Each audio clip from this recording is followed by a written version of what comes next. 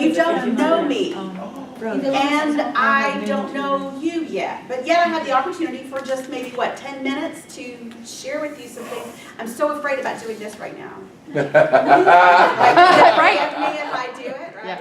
Look at my clothes. My name is Jean Houston Shore. I work with organizations that want their people to work together better.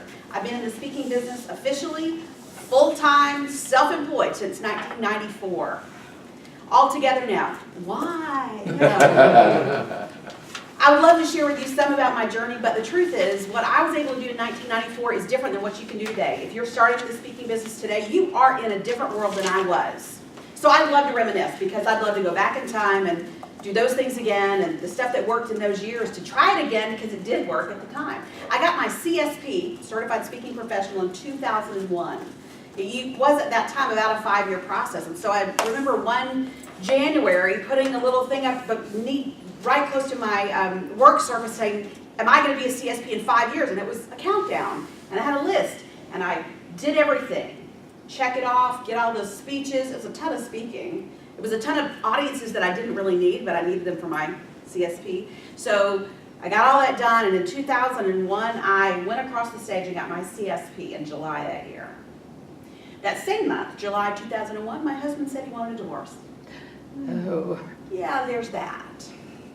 We're still married, actually, just to let you know that that actually worked itself out. Married 30 years this year. But at that year, which was about year 14, I learned something very interesting, at least for me, about the speaking business, which is it can consume you. You can be talking about your videos all the time, talking about your speeches, canceling out on the neighbor things because it's all about me, where I've gone, where I've been, let me read your book. I was so absorbed, and I'm not going to say that's the only thing that was wrong in our marriage, because that would be a misstatement. There were other things wrong too. Thank you, counseling. It really helped. We're still together. It was in. No, well, anyway. The reason it's relevant to today's conversation, though, is because the speaking business can pull you in and make you incredibly narcissistic if you weren't that way already. I think today's speaking business attracts narcissists. I are one. I work at being more inclusive and being more selfless and trying to figure out more what my husband needed or what my parents needed or what my coworkers needed. But the sad truth is that my first years of speaking, the trajectory that I achieved during those years, took a toll on my life. And not just on my life, but on the lives around me. So if there was one thing I could suggest to you if you're beginning your speaking profession, or as you continue the speaking profession, please don't look in the mirror all the time, right? It's not about you. Get rid of the mirror, look around you, and see what's happening in the world around you. Because after 30 years of marriage now, and actually I wore my pen on purpose, 20 years at the National Speakers Association, 20 years. 3 years at the national board level. I served as the finance chair. I was in line to perhaps become the president, like our own Dan Thurman will do.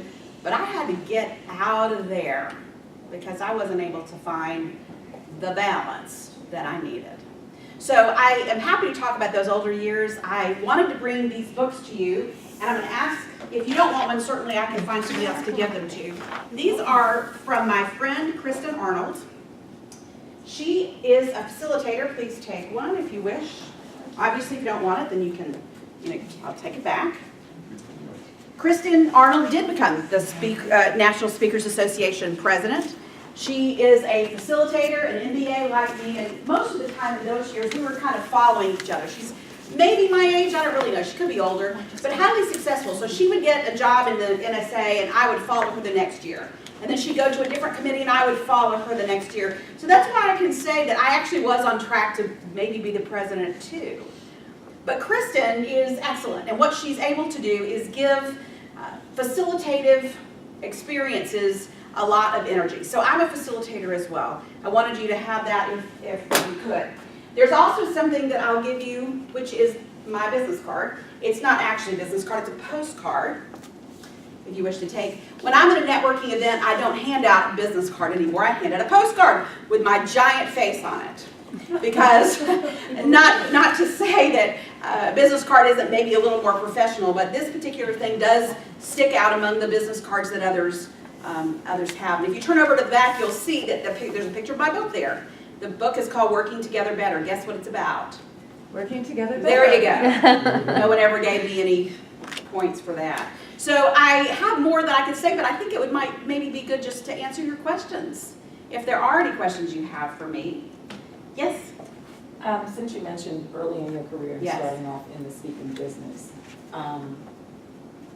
if you could use a few words to describe what it was like to get started, what would they be? Give out 2 or 3 words.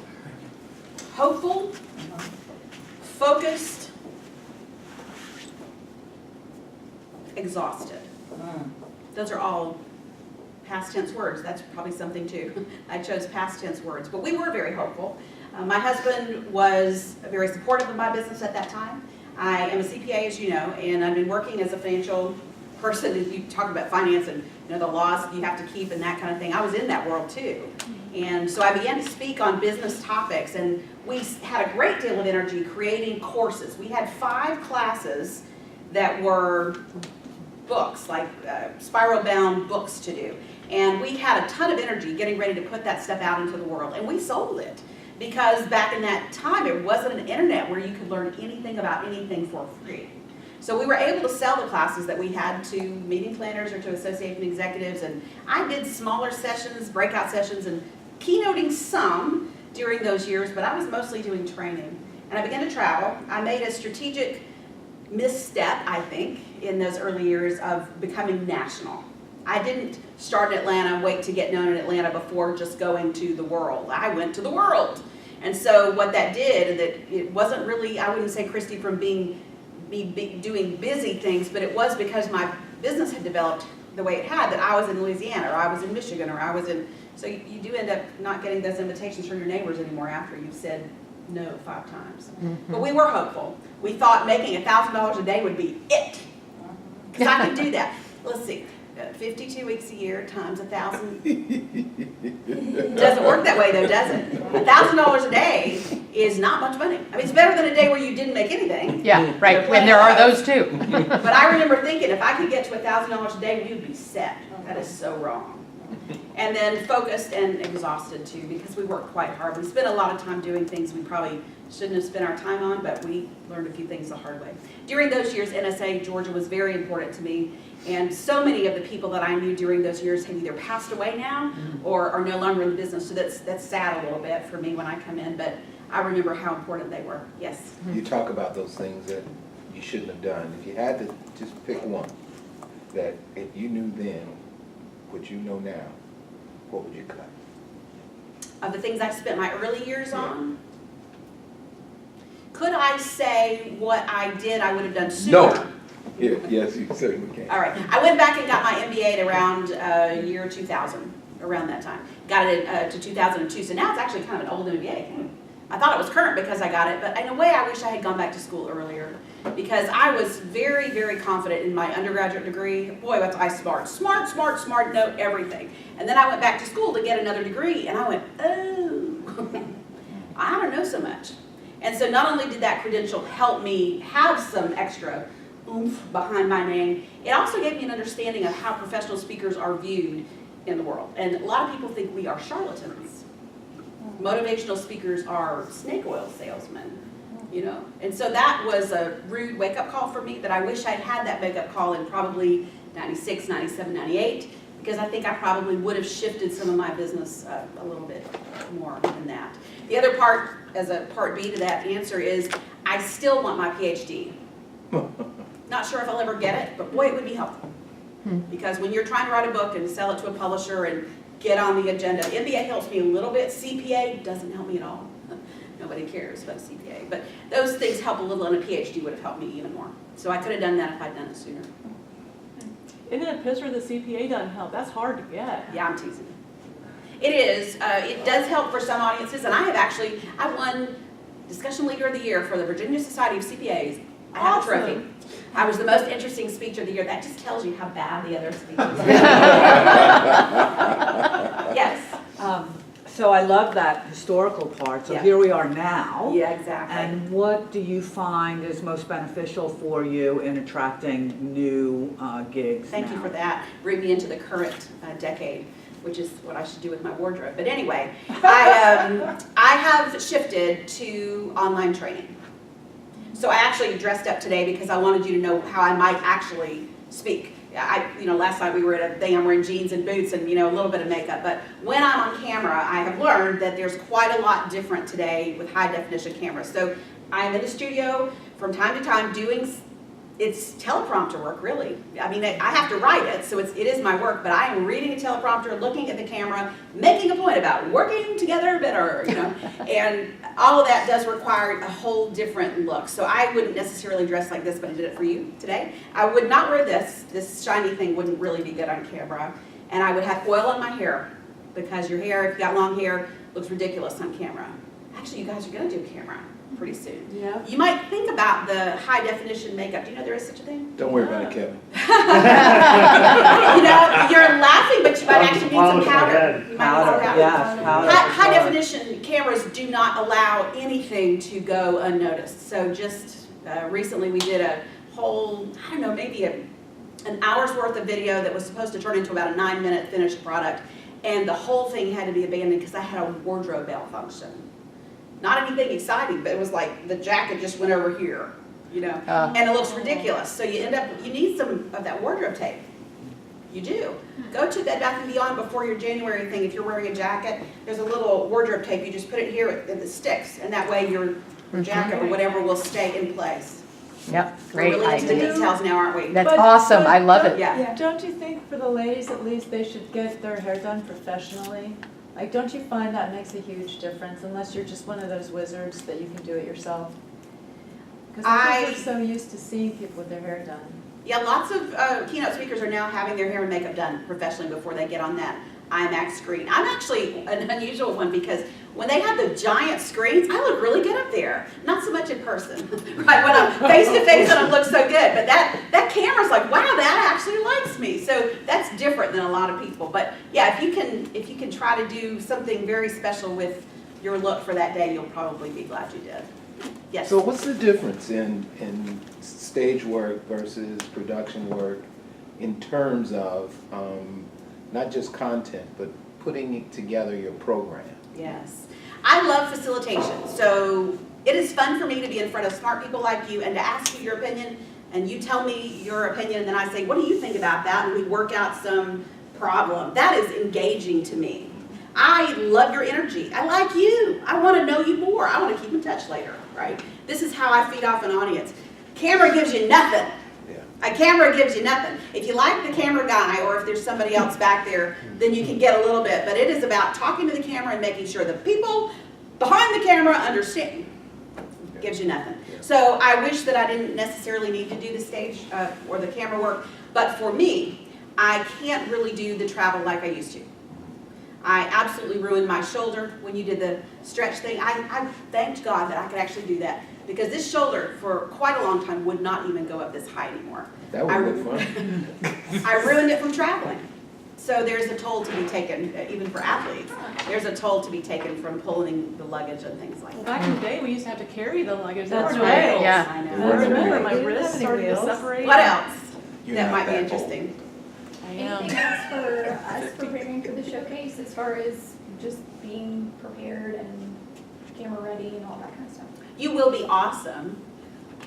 I want you to think about that camera, actually. I want, not to say that the audience is not important, but if your real goal is footage, don't be looking at all the audience all the time. Make sure your camera has a good view of you. The other thing is if you misspeak, so my story is about disco. Well, I'm not going to tell you that much about, start your sentence over. Because they cut that. You can cut it out. Because you can cut it out. I'm sure Dan probably would have told you the same thing. And you can hear that online anytime too. You can just start your story over. And leave a if you little need bit to. of space too for the splicing, right? Right. Well, they can't really splice it because your hands will go, right, whatever you did with your hands. Unless you keep it I right got here. one question. Unless That's you're right. Unless you're protected. I got a question for you, just one sort of on style. Yes. I've kind of been going back and forth as to what I would wear on stage, whether it's a jacket and a tie, or open shirt and a jacket, or just an open shirt like I am today. What are your suggestions? Who do you from speak that? to? Well, typically I would speak to financial services. You probably need a tie. Okay. You probably need, this is my opinion about finance, is that they're still a pretty buttoned up area. But if you're in IT, my husband is in software, he's a CPA too. Doug and I are both CPAs. We have a ton in common, right? So we had to stay married because, anyway. But IT folks, you know, they may or may not have showered last night. And they may have a ball cap on and, you know, Hey. ratty tennis shoes. And so I would look ridiculous in this for that audience. And I would need to change what I'm wearing for them. But I think if you're doing financial services, you probably do need a tie. Okay. Okay, I have a question too. Yeah, what So- you should wear. Yeah, because Sweatsuit. definitely not that. I mean, not as casual as today, but I thought about like jeans, a nice pair of flats, and like a nice shirt with a vest, or not a vest, but like a jacket. I don't know. My advice to you would be to find a color that's probably not black, because you're wearing black today, it's washing you out a little bit. Okay. So some sort of color underneath, there's something that is just a color you love so much. It's your color. If you had to pick, you love to wear it, it's the best thing in your closet, even if you don't really get to wear that particular shirt, get the color that you love so much. So if turquoise is your thing, I get love turquoise. turquoise. Okay, there we go. How did I know that? I took a guess. So make sure you got that on you. Okay. as I you're don't wearing wear it. trousers. I don't pay people who wear jeans as much. 'Cause Really? Even for coaches? Mhm. You think so? I don't think it's gonna Absolutely. hurt you if you wear a closed-toed, you know, pump under a pair of pants. Probably I wouldn't wear jeans. Really? That's just Even me. for coaches? I come from the world of sports. Like, a Youngin. lot of coaches still wear jeans. Interesting. Young, A listen. lot of Are those we done? coaches seem to wear jackets and ties, it seems. Yeah. So the kind of pants that Melissa's wearing, Any they're last casual, words? but they're really Like buttoned up. casual? I do have a last word. Okay. May I, since I won't get to address you again exactly? And sometimes I get to do this with my clients, I'm just gonna tell you something I tell them. It is this moment that we have, just us, in this room, this moment. There won't be another moment like this in life. Now, we could even be in the same room again, maybe even this room, but this moment is about to pass. And so one of the things I would like to say for you to take into the holidays and into 2018, whatever that holds for you, is consider this. People act in ways that make perfect sense to them. So if a person didn't speak to you, you could say, wow, she's snobby, or she doesn't like me, or why is she mad? You're wasting your time when you add a story to someone else's actions. They're acting in a way that makes perfect sense to them. Maybe she didn't wear her contacts. Maybe she didn't see you. I mean, maybe she's mad. Maybe she's a snob, but actually you just waste your life if you add motivation to someone else's actions. They were rude. Ah. He didn't speak. Ah. The client didn't pay my fee. Ah. People act in ways that make perfect sense to them. And so if you can be in the bubble of your family and figure out why it is that this person thinks this makes sense, then you have the path to understanding. But if you judge them by calling them names or giving them labels, you're simply hurting yourself. Ask me how, I know. And with that, Oh, I love it. That's awesome. How much do we think Jean's advice is worth? I mean, $100,000. my best year ever. Thank you so much. Thank That was you. great, Jean. Thank Yeah, you. and what a big, like, developments for all of us over the last few months, right? I mean, think about where you've been, and thank you to everybody that's been a part of this. Pressure. There's a lot of interesting changes coming next year. You're going to get some notifications from Melissa and I over the next few weeks. Our first session of January is January 11th. Is it in Aruba? It is not in I Aruba. thought that was a check. But however, there is a big screen back there. I will find a picture of Aruba for you if that's what you need.